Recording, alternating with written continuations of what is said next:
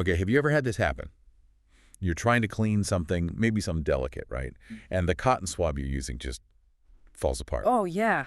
Leaves lint everywhere. Exactly. Makes an even bigger mess. It seems like such a tiny thing, but it's so annoying when a simple tool fails. Mm-hmm. Well, that kind of frustration, that little annoyance, it can sometimes spark something pretty big. Welcome to the deep dive.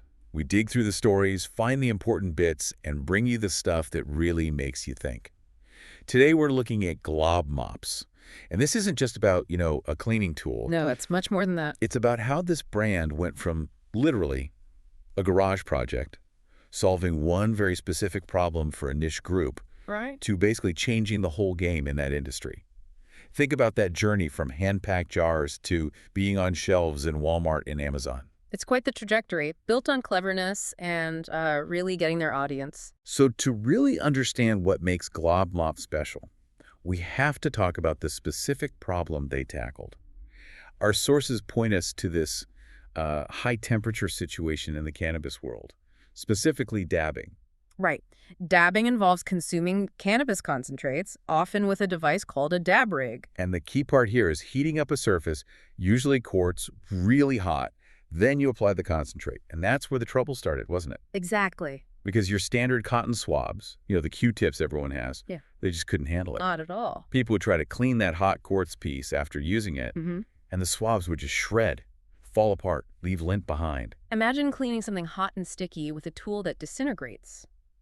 Nightmare. Right. It was this constant problem, a need that, well, the big companies just weren't seeing or maybe weren't interested in. Well, and that really highlights what you could call an innovation blind spot for big corporations, doesn't it? How so? If you're making a product for the masses, like Q-tips for ears and makeup, the super specific high-stress needs of a small subculture, like cleaning a hot quartz dab rig, that just doesn't compute on the usual ROI spreadsheets, Okay. So it's in those gaps, those overlooked niches, where personal frustration meets insider knowledge. That's where you often find these really disruptive, specialized solutions popping up. That's a great point. It's not just a small market. It's a passionate one with very specific needs. Oh. So let's get into the origin story. Danny, or Buitech as he's known, he saw this problem and just fixed it himself. Tell us about that initial frustration. Yeah. And did his background matter? He was into DIY cars, right? Yes, exactly. Our story really kicks off with Buitech, a SoCal dabber. And yeah, that DIY car enthusiast background, I think that's key. It points to someone who likes to tinker to solve problems hands-on. Makes sense. So, like tons of others in that scene, he was just completely fed up with regular cotton swabs. They were ruining the experience, leaving lint on the hot quartz after a dab. This was back around 2014, 2015. It wasn't minor. It was a real pain.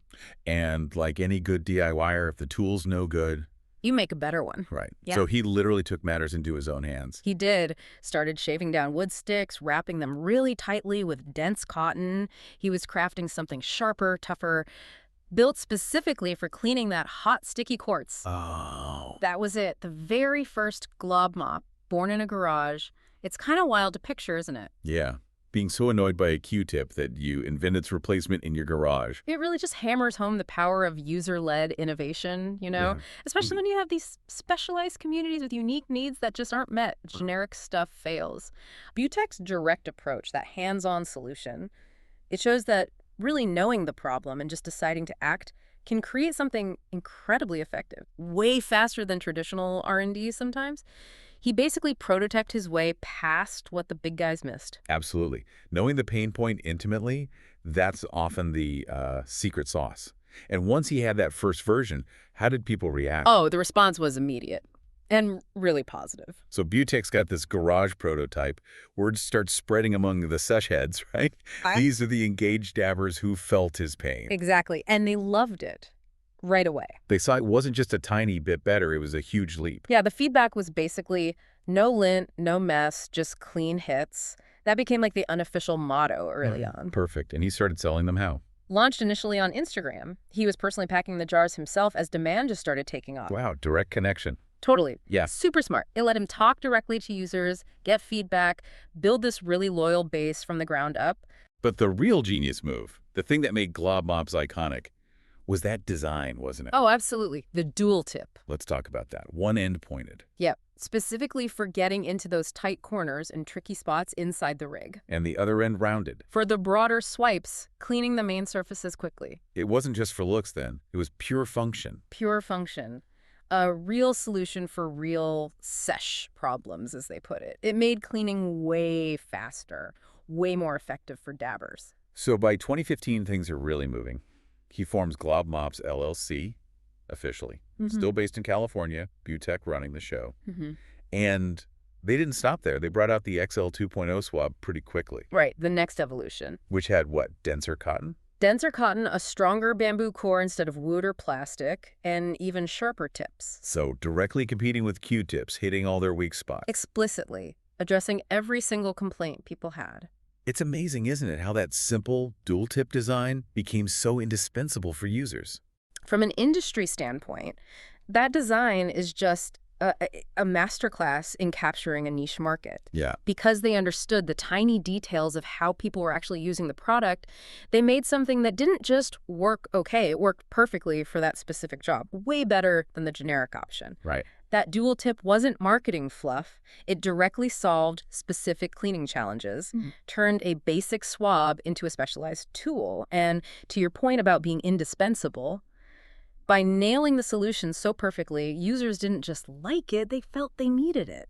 That focus on the specifics really does make all the difference. Creates real loyalty.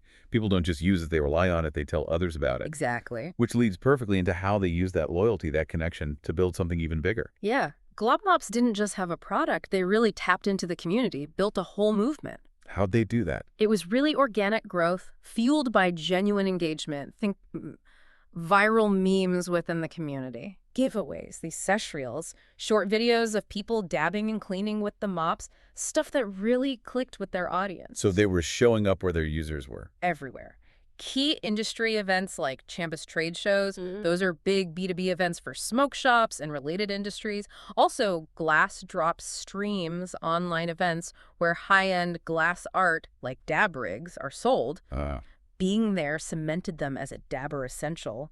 And Buitech's own Instagram, it gave the brand a real authentic voice.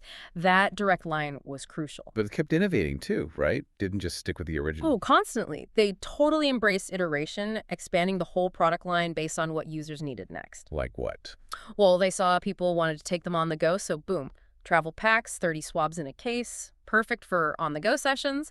Then came the XL Bendables. Bendables. Yeah, they put the dual-tip head on flexible paper sticks. Still had the great cleaning tips, but now you could bend them to hit every corner, get into really awkward spots. Okay, even more precision. Exactly. And then in 2022, they did this cool collaboration with a famous glass artist, JP Toro Glass, that led to the Slurper Mop. Slurper Mop. Yeah, it's longer, leaner, designed specifically for cleaning residue or puddles out of a particular type of dab rig called a slurper, which has this unique long shape. Wow, that's hyper-specific. Totally proves their commitment to solving every user problem, no matter how niche. And it wasn't just swabs anymore either. They built out a whole system. Full ecosystem, yeah. Companion products like mop water, that's their 99% isopropyl alcohol for deep cleaning. Gotcha. Specialized mop buckets for keeping things organized. Even full sesh-ready kits, bundling everything you need. So they're not just selling one thing, they're selling the whole cleaning solution. Precisely. And that growth, that strategy, you see it reflected in their distribution, right? Going from just head shops. Walmart and Amazon. Yeah. Mainstream. Huge leap. So yeah, it really wasn't just about the product. It was building that whole movement. Like you said, social media buzz, artist collabs. They just got their audience. It really poses a key question for any brand today, doesn't it? In this age of, fast trends and quick consumption. How vital is it to not just make something, but to really build and nurture a loyal community around it? Glob Mops is a prime example of that iterative design paying off. Constantly listening, tweaking, expanding the line to stay relevant, stay dominant. It shows that real long-term success often comes from embedding yourself in the culture you serve. Listen, evolve with them. Yeah. They really mastered staying connected, delivering what users want, sometimes even before the users know they want it. And getting into mainstream retail after building that intense niche loyalty, that's smart. They bring that fan base with them. Absolutely. A masterclass in community building and Super responsive product development. Mm-hmm. And there's another layer too, isn't there? They started integrating values that mattered to their community, which took the brand even further. Yes, beyond just the function of cleaning, they made a significant move towards eco-consciousness How so? by switching from plastic sticks, which were common initially, to bamboo. Oh, okay. More sustainable. Exactly. And that really resonated with eco-conscious dabbers, people who cared about clean quartz and clean habits. Nice connection. It wasn't just good PR. It genuinely strengthened their bond with a community that increasingly values sustainability. That's really impressive. Like you said, not just solving a problem, but folding in community values makes them more than just a tool. And they went deeper into the culture itself, became genuine contributors, not just sellers. Right, you mentioned the events. Yeah, consistently showing up and supporting big community events like Melting of the Heads or Olympics. These are major gatherings, competitions in the dabbing and glass art world. And they're there, often giving out free jars of Glob Mops, helping people keep their clean rigs during the event. So active support, not just sponsorship. Authentic support. It signals they're part of the community, not just profiting from it. And collaborations, too, with other brands. Yep. Collabs with other big names in that space, like The Real Hash House, Wizard Trees, that further cemented their place in the game, showed they were integrated, respected players within the wider culture. It's that kind of active, values-driven involvement that turns customers into real advocates. So where does that leave them today? Still going strong. Absolutely. Glob Mops is still headquartered in Huntington Beach, California. Buitech is still leading the team. And their reach is huge now. Over 2,000 smoke shops carry them, plus the online presence. Wow. That journey, from Q-tips to cult status, it really shows how profoundly they impacted their niche, keeping rigs fresh to death, one clean hit at a time, as their tagline goes. What's really fascinating is that whole evolution, isn't it? From a basic problem solver to a brand with a conscience, a brand with real cultural weight.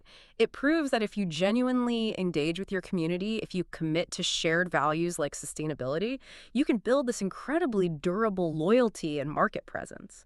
Glob Mops didn't just sell swabs. They became like a cultural symbol by living and supporting the ethos of the community they served. That creates this powerful cycle of trust and innovation that's really hard for bigger, more impersonal companies to copy. So recapping this incredible Glob Mop story, it really did start with a simple frustration in a garage and grew into this multi-channel brand found everywhere now that completely reshaped its little corner of the cleaning world. Yeah. It's just such a powerful reminder that one good idea, executed really well, driven by that deep user understanding, it could have massive lasting impact, even create a cult following. And it really underscores that innovation doesn't always need huge labs or corporate backing. Right. So often it sparks from someone who's right there, living the experience, feeling the problem firsthand, and just decides, you know what, there has to be a better way, and then they build it. Exactly. So maybe something for you, the listener, to think about as you go about your day. Consider those little frustrations you run into. In daily life, or maybe in a specific hobby you have, is there a tool that's just, or a process that's clunky? What if solving one of those small nagging problems is actually the seed for the next big thing? It might just be waiting for someone like you to figure it out. What problem are you just putting up with right now that maybe, just maybe, you could solve? Well, thanks for joining us on this deep dive into the Glob Mops phenomenon. We hope it sparks some thoughts about where innovation comes from. Yeah, that drive to make things better really is everywhere. We'll catch you next time on The Deep Dive.